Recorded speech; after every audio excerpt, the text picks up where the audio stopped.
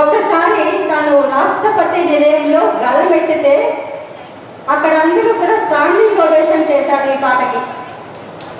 రాష్ట్రపతి నిలయంలో అక్షర్యాన్ కీర్తి ప్రతిష్టల్ని 4 గింతలు పెంచింది. అలాగే మా నిర్మల్ నుంచి మరొక సింగర్ ఉన్నారు. ఆ అమ్మాయి పేరు కళ్యాణి.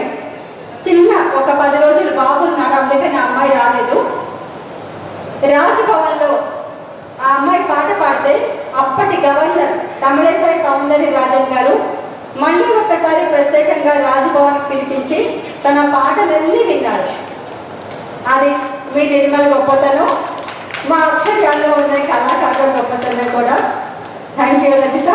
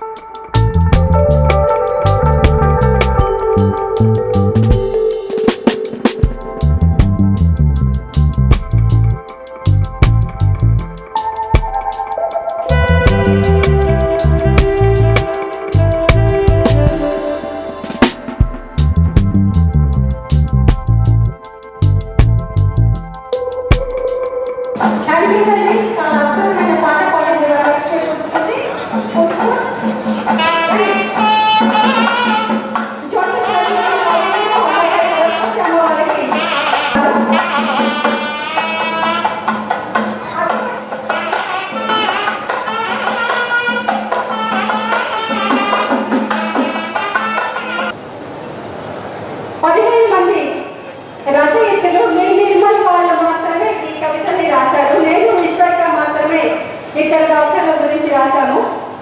ఈ డాక్టర్ ఫైల్స్ పుస్తకాన్ని మరొక్కసారి మనం చూపిద్దాం, ప్రెస్ చూపిద్దాం.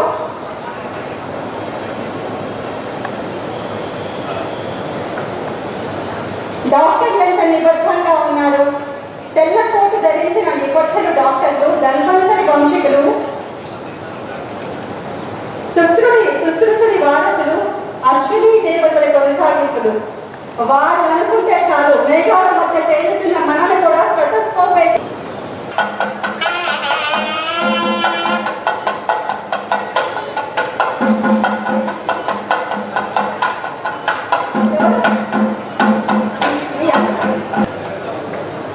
స్వాతి గారు ఈ పుస్తకాన్ని చేయడం జరిగింది.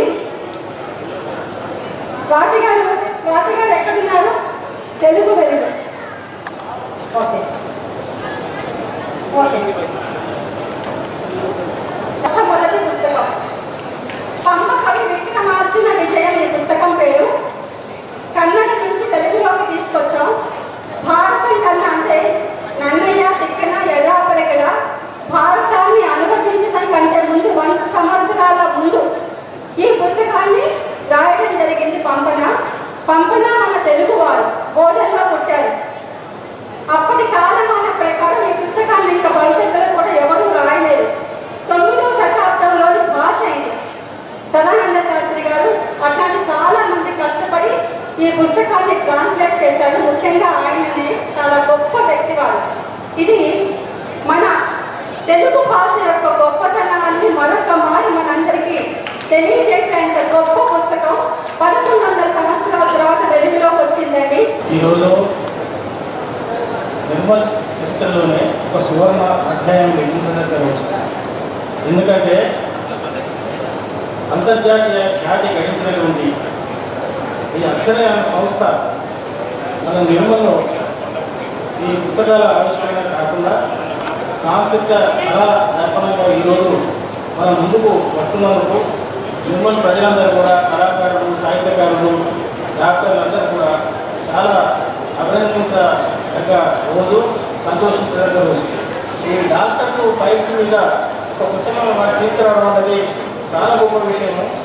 ఎందుకంటే ఇంతకుముందు వారు హైదరాబాద్లో ఇంకొక చోట ఇక్కడ ఇట్లాంటి ఫైల్స్ను రూపొందించారు.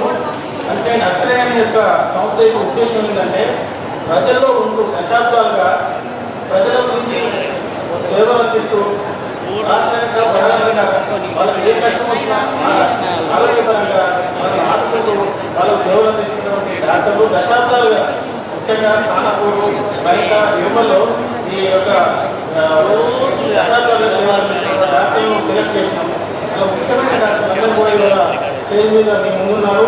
వాళ్ళందరికీ కొంచెం వివరాలు సేకరించి కిరణ్ భాయ్ గారు వాళ్ళ ఇంటర్వ్యూ తీసుకొని ఇవాళ డాక్టర్స్ ఫైల్స్ అనేది రూపొందించడం జరిగింది. ఇదందరికీ కూడా రానున్న 50 ఏళ్ళకి కూడా మార్గదర్శకత్వం ఇస్తుంది, వాళ్ళకు స్ఫూర్తినిస్తుంది. వాళ్ళు కూడా ఈ డాక్టర్లు ప్రసరించినటువంటి ప్రస్థానం సాగిస్తూ ప్రజలకు మరింత సేవలు అందించాల్సిందిగా ఈ సందర్భంగా అందరినీ కోరుతున్నాను.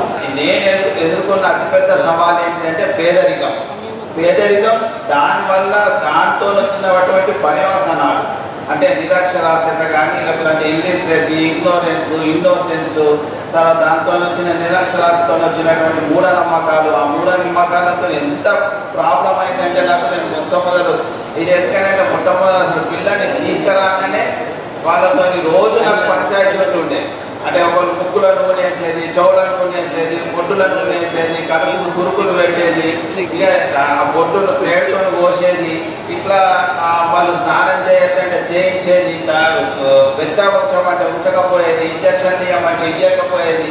అంటే ఎన్ని రకాలుగా ఎన్ని మూఢనమ్మకాలు ఉన్నానో అన్ని మూఢనమ్మకాలు ఉన్నప్పుడు నేను ప్రాక్టీస్ పెట్టిన అమర్త్య సేనే సూత్రీకరించిండు. ఏ దేశం అయితే ఆరోగ్యపరంగా విద్యాపరంగా ముందుకెళ్తుందో ఆ దేశమే అభివృద్ధి చెందినట్టు. అందుకొరకే ఆరోగ్యపరమైన ఆరోగ్యం అంటే చాలా మంది ఏమనుకుంటారంటే బీమార్ లేకపోతే చాలు నేను చాలా ఆరోగ్యంగా ఉన్నాను. కానీ వరల్డ్ హెల్త్ ఆర్గనైజేషన్ డెఫినేషన్ ప్రకారం కూడా ఆరోగ్యం అని అంటే మానసికంగా, శారీరకంగా, తర్వాత సామాజికంగా ఎవరైతే ఆరోగ్యంగా ఉంటారో వాళ్ళని సంపూర్ణ ఆరోగ్యవంతులు అంటారు. అంతేగాని ఒక బీమార్ లేకపోవడం కాదు. దానికి మనకు కావాల్సింది ఏంటంటే ముఖ్యంగా ఆర్థికపరమైనటువంటి ఇది ఏ దేశం అయితే ఆర్థికంగా అభివృద్ధి చెందుతుందో ఆటోమేటిక్గా దాని జీడిపి లోపల 9 నుంచి 12% ఒకవేళ హెల్త్కు బడ్జెట్ కేటాయిస్తే అట్లాంటి దేశాల లోపల ఆరోగ్యమైనటువంటి ప్రజలు ఉంటారు. ఆరోగ్యం అనేది చాలా ప్రజలుతుంది. అట్లాంటి దేశం లోపల నిజంగా కూడా ప్రజలు సుఖ సంతోషాలతో ఉంటారు. అందుకొరకే ఏదైనా కానీ కూడా ఆ దేశం యొక్క రాజకీయ వ్యవస్థ కూడా మంచిగా ఉండాలా. అంటే మీరు అనుకుంటుండొచ్చు డాక్టర్ గారేంటిది ఆరోగ్యంలో రాజకీయాలు తీసుకొస్తున్నారని. నేను చదివిన పుస్తకాలనే ఉన్నది. ఏమనంటే ఒక కొటేషన్ ఉండేది, politics is nothing but practice of medicine on large scale అని. అంటే నిజంగా ఇప్పుడు జీడిపిలో 10% నేను కేటాయించలేను కదా. ఇక్కడ ఉన్నటువంటి రాజకీయ వ్యవస్థ ఈ మన దేశం జీడిపిలో ఎంత పర్సెంటేజ్ హెల్త్కి ఇవ్వాలనేది వాళ్ళు నిర్ణయించాలి. అయ్యా కళ్ళు కనిపిస్తలేవు అయ్యా అంటారు. అరే నేను కనిపిస్తున్నానంటే నువ్వు కనిపిస్తున్నావు కూడా నాకు దున్నే కనిపిస్తలేదు అయ్యా అంటారు. నాకు అంటే దున్నే కనిపిస్తలేదు అంటే వాళ్ళ ఉద్దేశం ఏంటి అంటే మనుషులు చూసి చూడనట్టు పోతున్నారు అయ్యా అన్నట్టు వాళ్ళ ఉద్దేశం. వాళ్ళని ఆదరించలేకపోతున్నారని చెప్పి వాళ్ళ ఉద్దేశం.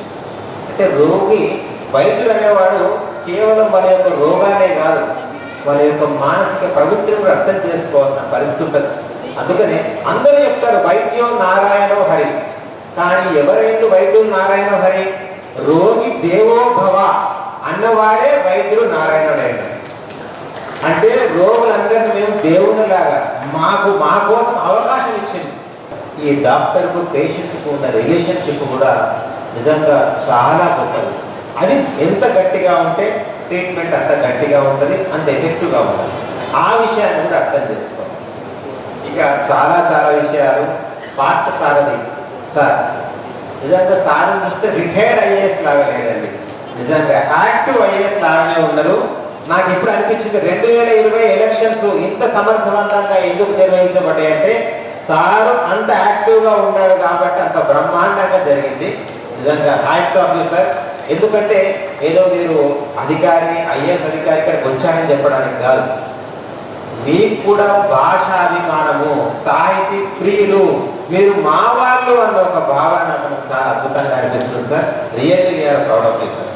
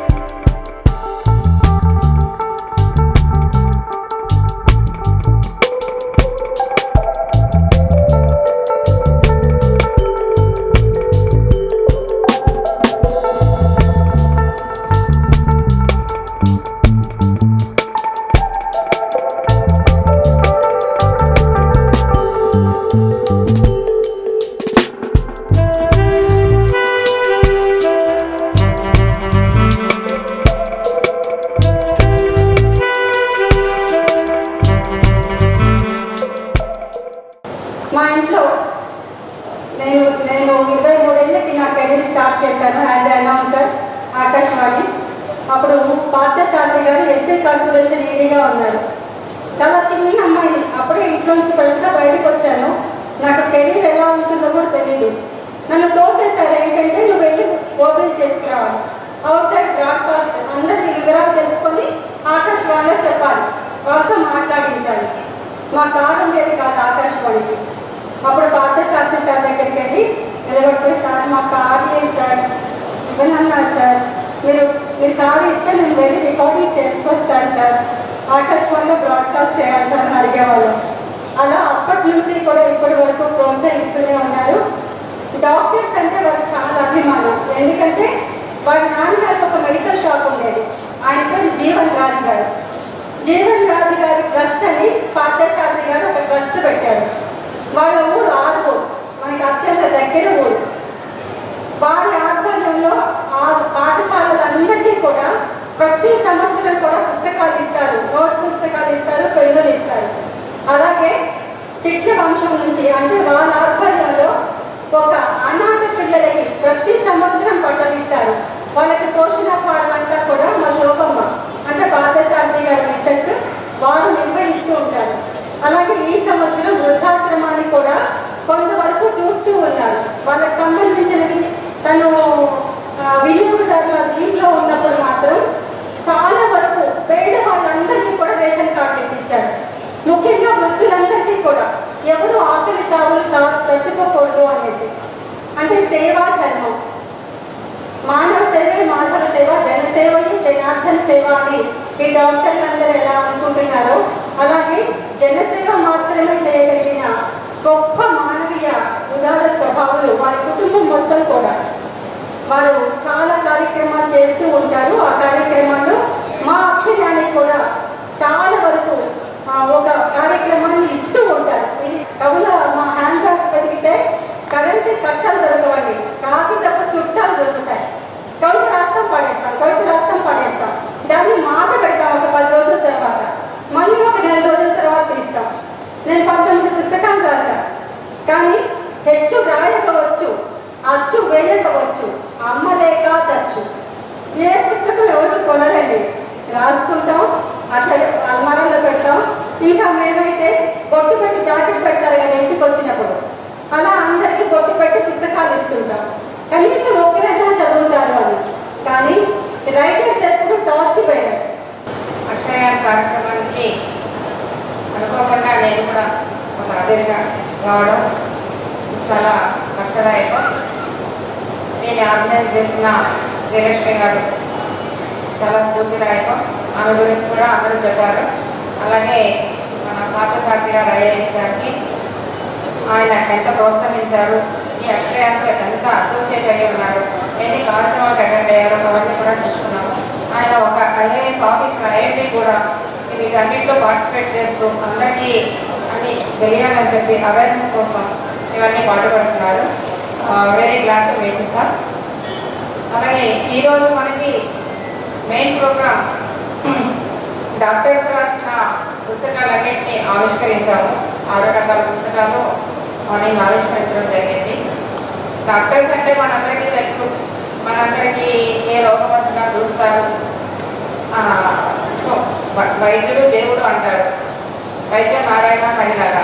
సో వాళ్ళు మనకి రోగాలు నయం చేసేవారిగానే తెలుసు. అలాగే మనకి డాక్టర్స్ కూడా నేను చూస్తూ ఉంటాను, మార్నింగ్ నుంచి నైట్ వరకు అలా రోగుల్ని చూస్తూనే ఉంటారు. వాళ్ళకి అదే సరిపోతుంది.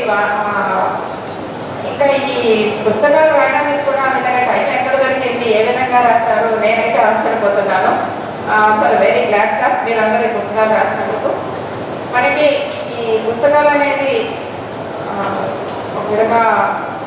ఒక విధంగా చెప్పాలంటే మనకి ఏ జంతువుకి లేనట్టుగా మనకి వాయిస్ ఇచ్చాడు దేవుడు, ఒక లిపి ఇచ్చాడు, ఒక భాష ఇచ్చాడు. అందరికీ అర్థమయ్యేలా మాట్లాడటం అవన్నీ కూడా మనకు మాత్రమే ఉన్నాయి. సో దీనితో మనకి మనల్ని మనం చూసుకోవడం కాకుండా అందరికీ కూడా తెలియాలి అని చెప్పి మనలోని భావాన్ని అంతా కూడా అందరికీ చెప్పాలి, అవేర్నెస్ ఇవ్వాలి. అంటే ఒక వైద్యుల గురించే కాదు, వాళ్ళు ఎంతోమంది కేసులు చూస్తూ ఉంటారు. ఒక కొంత రోజుకి వందల మంది రోగులు చూస్తూ ఉంటారు. ఒక్కో రోగికి ఒక్కొక్క కథ. సో దానితోటి వాళ్ళకి చాలా తెలుసు, సమాజం గురించి, అందరి బాధల గురించి, అన్నిటి గురించి. అలాగే వాటన్నిటి గురించి కూడా వాళ్ళు బుక్స్ రాసి వాళ్ళ గురించి చెప్పుకోవచ్చు, ఇంకేమైనా కూడా చెప్పచ్చు. అలా కాకుండా వీళ్ళు కవితలు కూడా రాస్తున్నారు. కవితలు కూడా రాసి అందరికీ కూడా మనకి స్ఫూర్తిదాయకంగా నిలిచారు మన నిర్మల్ డాక్టర్లు. నేను నిర్మల్కి వచ్చినప్పుడు ఇది కూడా ఒక రూరల్ ఏరియా అనుకుంటూ వచ్చాను. కానీ ఇక్కడికి వచ్చిన తర్వాత నేను చూస్తే ఎంతమంది డాక్టర్లు ఉన్నారు, నేను ఆశ్చర్యపోయాను ఎంతమంది డాక్టర్లు ఇక్కడ ఉన్నారు అని చెప్పి. సో చాలామంది డాక్టర్లు ఇక్కడ ప్రాక్టీస్ పెట్టుకుని చుట్టుపక్కల వాళ్ళందరికీ కూడా వాళ్ళు వైద్యం అందిస్తున్నారు. Very very good. అదేవిధంగా దాంతోపాటు ఇలా పుస్తకాలు కూడా రాసి అందరికీ కూడా రిలీజ్ చేస్తారు. మన శ్రీలక్ష్మి గారు చెప్పినట్టు ఇవన్నీ అందరికీ ప్రజల్లోకి వెళ్ళకపోవచ్చు, కొనడానికి కూడా చాలా తక్కువ మంది, ఎందుకంటే అందరికీ తెలియదు కాబట్టి. సో కొనడానికి కూడా వెళ్ళకపోవచ్చు. ఇవన్నీ తెలియాలి అంటే మనం కూడా హైదరాబాద్లో నేను చూస్తూ ఉంటాను, బుక్ ఎగ్జిబిషన్స్ పెడుతూ ఉంటారు. అదేవిధంగా ఇక్కడ కూడా బుక్ ఎగ్జిబిషన్స్ కండక్ట్ చేస్తూ ఉండి ఇవన్నీ కూడా అందరికీ తెలియజేస్తూ ఉంటే ప్రజలందరికీ కూడా తెలుస్తూ ఉంటుంది. అలాంటివన్నీ చేయవలసిందిగా కూడా కోరుతున్నాను. అండ్ డాక్టర్స్ని నేను ఈ ప్రోగ్రాం పరంగా నేను అందరినీ అభినందిస్తున్నాను. Thank you.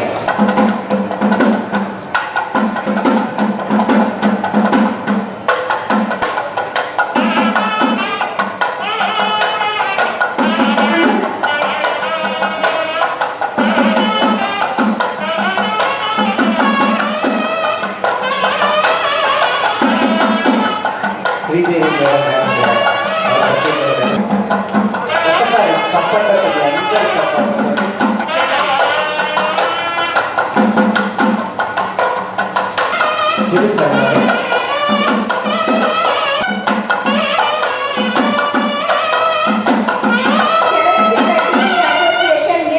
విన్న తర్వాత మిగతా వైద్యుల మనందరి సన్మాన కార్యక్రమం చేస్తున్నాం. అందరికీ ఒక్కసారి శుభాకాంక్షల్ని తెలియజేస్తూ, అక్షరయాన్ అంటే మౌలికంగా ఏంటంటే విమెన్ రైటర్స్ అంటే మహిళా రచయిత్రుల కవయిత్రుల ఒక ప్లాట్ఫామ్. అంటే చాలామంది మహిళా రైటర్స్కి కొన్ని సంవత్సరాల కింద ఒక ఇబ్బంది ఉండేది. వాళ్ళు చాలా పుస్తకాలు రాస్తారు, కానీ దాన్ని రిలీజ్ చేయడానికి ఒక వేదికట్లు ఉండక చాలా ఇబ్బంది పడుతున్న రోజుల్లో అయినంపూడి శ్రీలక్ష్మి గారు ఈ చొరవ తీసుకుని ఒక ఆర్గనైజేషన్ను అక్షరయాన్ అనే పేరు మీద స్థాపించి అందరికీ అవకాశాలు వచ్చేలాగా కార్యక్రమాలు సంవత్సరం పాటు, అంటే ప్రతి సంవత్సరం నేను గమనిస్తూ ఉన్నాను, చాలా కార్యక్రమాలు అక్షరయాన్ తరఫున వస్తూ ఉంటాయి. నేను కూడా అప్పుడప్పుడు దాంట్లో భాగస్వామ్యం పంచుకుంటూ ఉంటాను. అంటే మహిళా రచయితల్లో ఒక ఆత్మవిశ్వాసాన్ని కలగజేసే ప్రయత్నంగా నేను భావిస్తూ ఉన్నాను.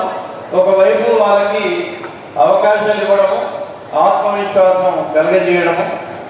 సుమారు 1500 మంది తెలుగు రచయితలు అక్షరయాన్లో సభ్యులుగా ఉన్నారు. దీంట్లో 750 మంది మహిళా రచనలకు సంబంధించిన ఒక డైరీ ఆల్రెడీ రిలీజ్ చేశాము. మరో 750 మందిది త్వరలోనే ఒక డైరీ రూపంలో రిలీజ్ చేయాలనుకుంటా ఉన్నాం. ఇందులో ఉన్న రచయితలు 2 తెలుగు రాష్ట్రాల్లో ఉన్నారు. నేను ప్రభుత్వంలో ఉన్నప్పుడు రకరకాల టెన్యూలు చేశాను కాబట్టి అప్పుడు అక్షరయాన్ యొక్క ఒక ఈ వేదికని వాళ్ళని అంటే ప్రభుత్వ కార్యక్రమాల్లో భాగస్వామ్యం చేసి ప్రభుత్వం యొక్క ఉద్దేశాన్ని వాళ్ళకు అవగాహన చేసి ఈ మహిళా రచయితలతో చాలా కవితలు, కథానికలు ఈ రూపంలో రాయించి పుస్తకాలను కూడా ప్రింట్ చేశారు.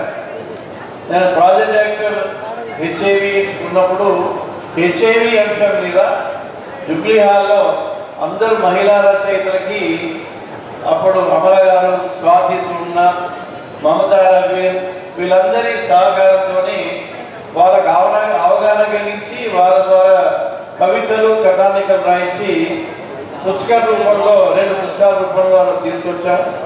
అట్లాగే సివిల్ సప్లైస్ కమిషనర్గా ఉన్నప్పుడు వినియోగదారుల హక్కుల మీద మరొక పుస్తకం తీసుకొచ్చాం.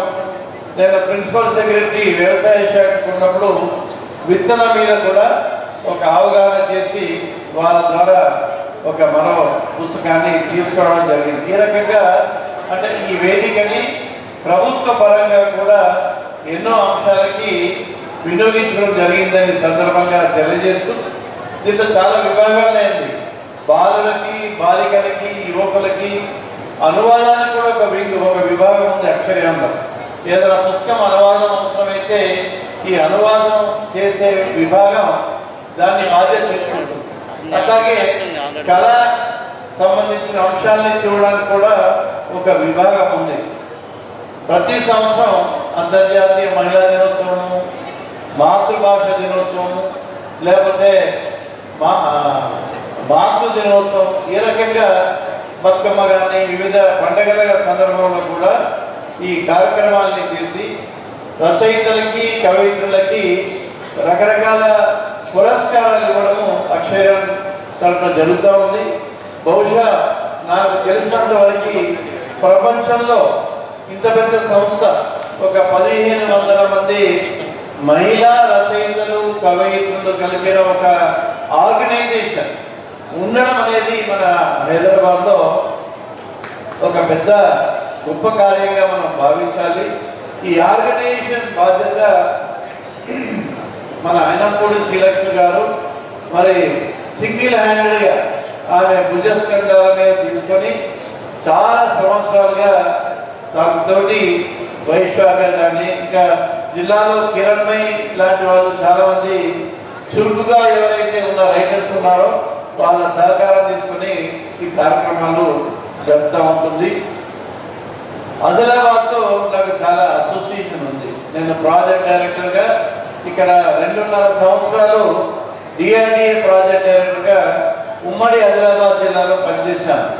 96, 98 ప్రాంతాల్లో పనిచేశాను. అప్పుడు ఈ 4 జిల్లాలు ఉండేది. నేను ఉత్తర తెలంగాణ అంటే ఆదిలాబాద్, నిజామాబాద్, కరీంనగర్, వరంగల్ ఈ 4 జిల్లాల్లో వివిధ పోస్టులు జాయింట్ కలెక్టర్గా, పీడీగా ఇలాగగా వివిధ పోస్టులో పనిచేయడం జరిగింది. ఆదిలాబాద్ జిల్లాకి నాకు ఒక ప్రత్యేకమైన ఒక అనుబంధం ఉందని ఈ సందర్భంగా తెలియజేస్తా ఉన్నాను. ఆదిలాబాద్ ఒక అందమైన జిల్లా, ప్రకృతి సంపదతో అడవులు, వనాలు, ఒకవైపు కొండలు, గుట్టలు, మధ్యలో కోతులు కూడా ఉన్నాయి. మీకు తెలుసో తెలియదు, నిర్మల్లో కోతులు ఉన్నాయి. నేను ఆర్మూరు వాసిని, మా ఆర్మూరులో కోతులు ఉన్నాయి. ఒక రకంగా నాకు అనిపిస్తూ ఉంటుంది ఏంటంటే ఆర్మూరు వాసిగా జగిత్యాల నుంచి ఆర్మూరు, అటు నిజామాబాద్, ఇటు నిర్మల వరకు వ్యవసాయ పరంగా చూసినా, సంస్కృతి పరంగా చూసినా, లేకపోతే సామాజికంగా అంటే పెళ్ళిళ్ళు ఇవి జరగడం, ఈ బెల్ట్ అంతా ఒక ట్రయాంగిల్ అనుకోండి. జగిత్యాలకు ఇటువైపు అంటే కొరుట్ల, మెట్పల్లి, మోతాడ్, ఇటువైపు అప్ టు నిర్మల్, అటువైపు అప్ టు నిజామాబాద్, బాల్కొండ, పోచంపాడు ఇవన్నీ. ఈ బెల్ట్ అంతా వ్యవసాయ పరంగా ఒకటే రకమైన సుమారుగా పంటలు ఉంటాయి. కల్చర్ కూడా ఒకే రకంగా ఉంటుంది. సో భాష కానీ సంస్కృతి కానీ ఒక రకంగా ఉంటుందని నేను తెలియజేస్తా ఉన్నాను. ఆదిలాబాద్ అదృష్టం ఏంటంటే బాసరలో దక్షిణ గంగా గోదావరి నది బాసర క్షేత్రంలో అక్కడ ఎంటర్ అవుతుంది. ఈ జిల్లాలో పూర్తిగా ప్రయాణించి చెన్నూరు ప్రాంతంలో కాళేశ్వరం దగ్గర అది గోదావరిగా ఇక ముందుకు వెళ్తా ఉంటుంది.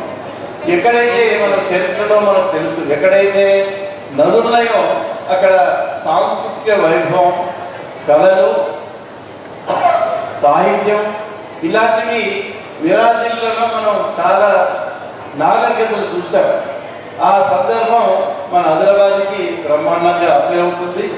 నిర్మల్ కూడా ఇక్కడ కోటలున్నాయి, నిమ్మరాయల కోట, అట్లాగే కుంటాల జలపాతం ఉంది, పొచ్చర వాటర్ ఫాల్ ఉంది, కావల్ టైగర్ రిజర్వ్ ఉంది, అటు బాసర క్షేత్రం ఉంది, అమ్మవారి క్షేత్రం ఉంది.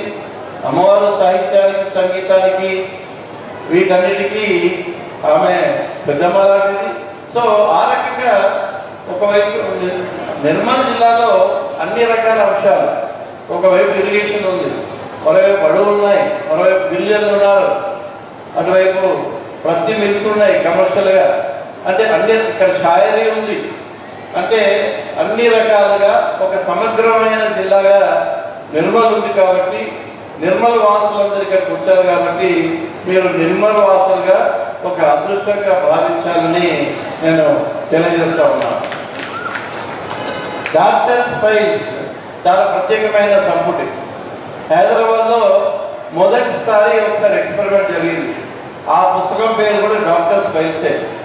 సో దాన్ని చూసి నిర్మల్లో కిరణ్మయ్య గారు కాస్త చొరవ తీసుకొని శ్రీలక్ష్మి, వైశాఖ వీరందరి సహాయకారంతో ఈ 15 మంది వైద్య శిరోమణుల నుండి శిఖామణుల నుండి వాళ్ళందరినీ సెలెక్ట్ చేసి వాళ్ళ మీద రాసి ఈ పుస్తక రూపంలో తీసుకొని రావడం. ఎప్పుడు డాక్టర్స్ని మనం వినియోగించుకుంటాం వాళ్ళ సేవలు, కానీ డాక్టర్స్ మీద రాయడం అనేది చాలా ఒక innovation. It's not there anywhere. అదొక కొత్త ఆలోచన. రచయితలు ఆలోచన సృష్టికి ఒక సీల్ లాంటి వారు కాబట్టి వాళ్ళకు ఆలోచన వచ్చింది. ఈ కార్యక్రమం జరుగుతూ ఉంది. భవిష్యత్తులో ఈ డాక్టర్స్ ఫైల్స్ ఇంకా మన రాష్ట్రంలో ఇంకా చాలా చోట్ల జరిగే అవకాశం ఉందని నేను తెలియజేస్తా ఉన్నాను. డాక్టర్ అంటే వైద్య వృత్తి చాలా పవిత్రమైంది. మనకు ఒకటే జన్మ. ఆ జన్మలో 2 ఈవెంట్స్ తెలుసు మనకి. జన్మిస్తాం, మరణిస్తాం. ఈ జన్మకి మరణానికి ఉన్న మధ్య ప్రయాణాన్ని ప్రభావితం చేసే శక్తి మన వైద్యులకు ఉంది. కాబట్టి ఏమంటాం డాక్టర్స్ని? ఓకే, మీ అందరు తెలుసు. ఈ వృత్తి ఒక ప్రత్యేకమైన వృత్తి. ఈ డాక్టర్స్ అందరికీ నేను ఒక అంశాన్ని తెలియజేస్తాను, ఒక వాస్తవం. నాకు ఫ్యామిలీ ఫిజిషియన్ హైదరాబాద్లో ఎవరైతే, నేను పేరు చెప్పను కానీ జనరల్ ఫిజిషియన్, ఆయన దగ్గరికి వెళ్తే ఇది ఎక్కడ కార్పొరేట్ హాస్పిటల్లో కానీ ప్రైవేట్ హాస్పిటల్లో కానీ పంపించదు. ఆయన 45 నిమిషాలు చూస్తారండి పేషెంట్. ఎవరు వెళ్ళినా సరే అపాయింట్మెంట్ సీరియల్గా తీసుకుంటారు. ఎక్కువ మందిని చూడరు, లిమిటెడ్గా చూస్తారు. ఒక్కొక్కరికి 45 నిమిషాలు కూర్చుంటారు. వాళ్ళకి పూర్తిగా అంటే ఒక డిసీజ్, ఒక పేషెంట్ లాగా కాకుండా వాళ్ళ యొక్క అన్ని సమస్యల్ని కనుక్కున్న తర్వాతనే అప్పుడు ఆయన ప్రిస్క్రిప్షన్ రాస్తారు. It's very religious kind of persons. ఆయన చూసినప్పుడు స్టెథోస్కోప్ పెట్టినప్పుడు కూడా ప్రేయర్ చేస్తాడు, ప్రిస్క్రిప్షన్ రాసేటప్పుడు కూడా ప్రేయర్ చేస్తాడు. It's very unique type of doctor. So ఆయన మంచి నాలెడ్జ్ ఉంది. అమెరికాలో చదివారు, ఆయన మెడిసిన్ చదివారు, అక్కడ బీట్ చేశారు. వాళ్ళ తండ్రి గారికి చాలా గౌరవం. వాళ్ళ తండ్రి గారు ఎక్కడో అమెరికాలో నీ సేవలు ఎందుకయ్యా, మన స్థానికంగా ఉన్న ప్రజలకు నీ సేవలు అవసరం, ఇక్కడే రమ్మంటే ఆయన వచ్చి హైదరాబాద్లో ప్రాక్టీస్ చేస్తూ ఉన్నారు. అంటే అలాంటి వైద్యులు కూడా మన మధ్య ఉన్నారు. అంటే వైద్యులు పేషెంట్ని ఒక పేషెంట్ లాగానే కాకుండా ఒక వ్యక్తిగా, ఒక మనిషిగా, వాళ్ళకు ఒక ట్రీట్మెంటే కాదు, వాళ్ళకి మాటలు కూడా అవసరం, సాంత్వన కూడా అవసరమని గ్రహించిన డాక్టర్లు మన మధ్య చాలామంది ఉన్నారు. నిర్మల్లో కూడా ఉన్నారు. మరి కృష్ణరాజు అనుకుంటాం, మన కళ్ళు తెప్పించాడు, ఆయన కళ్ళ డాక్టర్ కళ్ళు తెప్పించాడు. మరి దావర రాములు గారేమో బాగా ఎక్కువ పెట్టి మరి రాశారు, పుస్తకాలు రాశారు.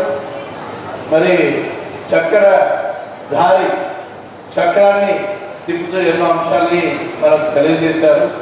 సో ఈ సందర్భంగా డాక్టర్స్ అందరికీ వ్యక్తిగతంగా అక్షరాల తరఫున నా అభినందనలు తెలియజేస్తూ ఇప్పుడు డాక్టర్ వృత్తిలో మరో 1 నిమిషం మాట్లాడతాను. అంటే మీ ప్రొఫెషన్కి సంబంధించిన భవిష్యత్తు ఎలా ఉండబోతుంది అనేది నేను ఆలోచిస్తూ ఉంటాను. ఎందుకంటే టెక్నాలజీ పెరుగుతూ ఉంది, డిసీజెస్ ప్యాటర్న్ మారుతూ ఉంది. ఎందుకంటే ఇన్ఫెక్షన్స్ తగ్గిపోతూ ఉంది. ఎప్పుడో పోలియో ఉండేది లేదు, టీబీ పోయింది, ఇన్ఫెక్షన్ డిసీజ్ వెళ్ళిపోతూ ఉన్నాయి. ఇప్పుడు అన్నీ ఏంటి, సెడెంటరీ లైఫ్తో ఉన్న సమస్యలు మనకు పెరుగుతూ ఉన్నాయి. ఒకవైపు టెక్నాలజీ వస్తూ ఉన్నాయి, ఎండోస్కోపీ, సిటీ స్కాన్ అంటే ఈసీజీ, చాలా టెక్నాలజీస్ వచ్చాయి. అట్లాగే ఏజింగ్ ప్రాబ్లం కూడా బాగా పెరుగుతూ ఉంది, డిమెన్షియా అల్జీమర్ సమస్య పెరుగుతూ ఉంది. కాబట్టి ఒక 10-20 సంవత్సరాల తర్వాత డాక్టర్స్ వృత్తిలో వచ్చే మార్పులు నేను అనుకునేది ఏంటంటే కొన్ని అదృశ్యమయ్యే అవకాశాలు. ఉదాహరణకి రేడియాలజీ, ఆర్టిఫిషియల్ ఇంటెలిజెన్స్ కృత్రిమ మీద వచ్చిన తర్వాత రేడియాలజీ చాలా వరకు ప్రాముఖ్యత తగ్గిపోతుంది. చాలా కాంప్లెక్స్గా ఉన్న కేసులు మాత్రమే డాక్టర్ చూడాల్సిన అవసరం ఉంటుంది. 90% ఆఫ్ ది కేసెస్ మనకి రేడియాలజిస్ట్ అవసరం కూడా లేకపోతుంది. అట్లాగే పెథాలజీ కూడా కొంతవరకు బాగా అంటే సన్నగిలే అవకాశం ఉంది ఆ ప్రొఫెషన్. కొన్ని ప్రొఫెషన్స్ బాగా ఫ్లరిష్ అయ్యే అవకాశం ఉంది. ఆర్టిఫిషియల్ ఇంటెలిజెన్స్ వచ్చినా, ఏ టెక్నాలజీ వచ్చినా, ఇప్పుడున్న ఆధునిక జీవితంలో ఉన్న మన జీవన విధానం, మన లివింగ్ స్టైల్ గమనించినప్పుడు ఫ్లరిషింగ్ అయ్యే ప్రొఫెషన్స్ నేను మీ వైద్యులందరికీ ప్రిడిక్ట్ చేస్తూ ఉన్నాను. Number 1 oncology. క్యాన్సర్ ఇన్సిడెంట్స్ రోజు రోజు పెరుగుతూ ఉంది, ఇంకా అట్లాగే పెరుగుతూ ఉంటుంది. కాబట్టి oncology is going to be very very important speciality. Number 2 cardiology. ఎందుకంటే ఈ లైఫ్ స్టైల్కి, ఈ స్ట్రెస్కి తప్పకుండా సెడెంటరీ లైఫ్కి, మన ఫుడ్ హ్యాబిట్స్, జంక్ ఫుడ్ ఇవన్నీ కలిపితే కార్డియాలజీ ప్రాబ్లం కూడా పెరుగుతుంది. కార్డియాలజీ కూడా చాలా మార్పులు వచ్చాయి. పాత రోజుల్లో పెద్దానికి సర్జరీ చేసేది, ఇప్పుడు ఇంటర్వెన్షనల్ కార్డియాలజీ వచ్చిన తర్వాత ఎక్కువ సర్జరీస్ లేకుండా హార్ట్ మీద చాలా ఇంటర్వెన్షన్ జరుగుతూ ఉన్నాయి. 3వది న్యూరో సైన్స్. ఇంతకుముందు న్యూరో సైన్స్ అంత డెవలప్డ్ విభాగం కాదు, రాను బ్రెయిన్ మీద రీసెర్చ్ సాగుతూ ఉంది. కాబట్టి neuroscience is one subject which is going to flourish. 4వది అనస్థీసియా అండ్ క్రిటికల్ మెడిసిన్. దీనికి కూడా చాలా మంచి భవిష్యత్తు ఉంటుందని భావిస్తూ ఉన్నాను. అన్ని ప్రొఫెషన్స్ ఉంటాయి, అన్ని స్పెషాలిటీస్ ఉంటాయి, కానీ భవిష్యత్తులో కొన్ని స్పెషాలిటీస్ మాత్రం తప్పకుండా ఫ్లరిష్ అవుతాయని చెప్పి సందర్భంగా it's only my personal prediction without any జిడిష్. I hope you understand and based on science, disease pattern and developing advances and technologies, దాన్ని బట్టి నేను ఇది ఒక గెస్ చేస్తూ ఉన్నాను. ఈ సందర్భంగా ఒరిజినల్గా ఈ కార్యక్రమంలో చాలామంది పిల్లలు, టీచర్స్ వీళ్ళందరూ వస్తారనుకున్నాము, అది జరగలేదు. ఇది డాక్టర్స్ ఫైల్స్ ప్రధానాంశంగా ఈరోజు ఈ కార్యక్రమం సాగింది. సాహిత్యం చాలా పురాతనమైంది. మన నాగరికత ఎప్పుడు వచ్చిందో అప్పుడు ఈ సాహిత్యం వచ్చింది. పుస్తకాలు చాలా ప్రధానం, మన ఆలోచన శక్తి పెంచుతుంది, మనకి ఒక శక్తిని ఇస్తుంది. పుస్తకం మన జీవితంలో మంచి మలుపులు తీసుకొచ్చే ఒక శక్తి, ఈ పవర్ ఈ పుస్తకాలకు ఉంది. చాలామందికి తెలుసు, అబ్దుల్ కలాం కూడా అనేవాడు, ఒక పుస్తకం అంటే ఒక 100 మంది మిత్రులతో సమానమని అనేవాడు. ఒక పుస్తకం చాలా ఇంపార్టెంట్. కానీ రాను రాను మనకున్న విద్యా వ్యవస్థ, ఈ ఇంగ్లీష్ మీడియం కారణంగా చాలా మార్పులు వస్తూ ఉన్నాయి. పుస్తకాలు చదవడానికి ఎవరికి ఓపిక లేని పరిస్థితులు వచ్చాయి. మన పిల్లలకి పుస్తకాలు చదవడం తెలియదు. ఉన్న వాళ్ళందరము మనం 10th కానీ ఇంటర్మీడియట్ డిగ్రీ చదివేటప్పుడు లైబ్రరీకి వెళ్ళి చాలా పుస్తకాలు చదవడం మనందరికీ తెలుసు. ఆ అదృష్టం ఈ జనరేషన్స్కి లేదనే నేను భావిస్తూ ఉన్నాను. వాళ్ళకి పుస్తకాలు చదవడం ఏం తెలీదు, గ్యాడ్జెట్స్ మాత్రమే తెలిసిపోయింది. ఓన్లీ సోషల్ మీడియా ఇంపాక్ట్ ఎక్కువ ఉంది. Over consumption of social media జరుగుతూ ఉంది. దానివల్ల ఎన్నో మానసికమైన సమస్యలు వస్తూ ఉన్నాయి, ఇంకా పెరిగే అవకాశాలు ఉన్నాయి. ఎవరైతే సోషల్ మీడియా ఎక్కువ చూస్తూ ఉన్నారో ఒకటే విషయం గుర్తుపెట్టుకోండి, it is algorithmic consciousness. Social మీడియాలో ఎప్పుడు మీకు ఏది నచ్చితే చూపిస్తుంది. మీకు వయలెన్స్ నచ్చితే వయలెన్సే చూపిస్తుంది. మీకు ఏది ఇష్టమైతే ఆ అల్గారిథం దాన్ని చూపిస్తబోతుంది. కాబట్టి మన చిన్నారులను కాస్త గమనిస్తూ ఉండండి, వాళ్ళు ఏం చూస్తున్నారు మొబైల్స్లో, దేనికి అడిక్షన్ డెవలప్ అవుతుంది. ఎందుకంటే డోపమైన్ రష్ వల్ల వాళ్ళు చదువు మీద కూడా ఫోకస్ చేయలేకపోతున్నారు, ప్రజలతో మాట్లాడలేకపోతున్నారు, చుట్టూ ఫ్రెండ్స్తో కూడా మాట్లాడలేకపోతా ఉన్నారు. చాలా సమస్యలు ఈ సోషల్ మీడియా వల్ల వస్తూ ఉన్నాయి. కాబట్టి మార్కెట్ ఓవర్ కన్సంప్షన్ అంటే చూడడము, టీవీలో, సిరీస్లోనో, మొబైల్లోనో, ఇన్స్టాలో ఒక కొత్త ఐటమ్, కొత్త కమోడిటీ చూడడము, కొత్త కాస్మెటిక్స్ చూడడం, ఒక చీరల వాళ్ళు చూపించాలి. మీ చీరల మీద చాలా మంది వీడియోస్ వస్తూ ఉంటాయి. దాన్ని బట్టి కన్సంప్షన్ పెరుగుతూ ఉంది. ఇవన్నీ మల్టీనేషనల్ కంపెనీస్ మానిటైజ్ చేసుకునే ప్రయత్నం చేస్తూ ఉంది. మనది 140 కోట్ల జనాభా, అతిపెద్ద మార్కెట్ ప్రపంచంలో. కాబట్టి ప్రతి మల్టీనేషనల్ కంపెనీ మన దేశం మీద దృష్టి పెట్టి ఓవర్ కన్జంప్షన్, ఫోర్స్డ్ కన్జంప్షన్ అనే ఒక పరిస్థితికి పోతా ఉంది. కాబట్టి ఈ విషయాల్లో మీరు అలర్ట్గా ఉండాలని ప్రతి ఒక్కరికి నేను అపీల్ చేస్తూ, అయినప్పుడు శ్రీలక్ష్మికి, కిరణ్మయ్యకి, అట్లాగే వారి బృందానికి హృదయపూర్వకమైన కృతజ్ఞతని, అభినందనలు తెలియజేస్తూ సెలవు తీసుకుంటా ఉన్నాను.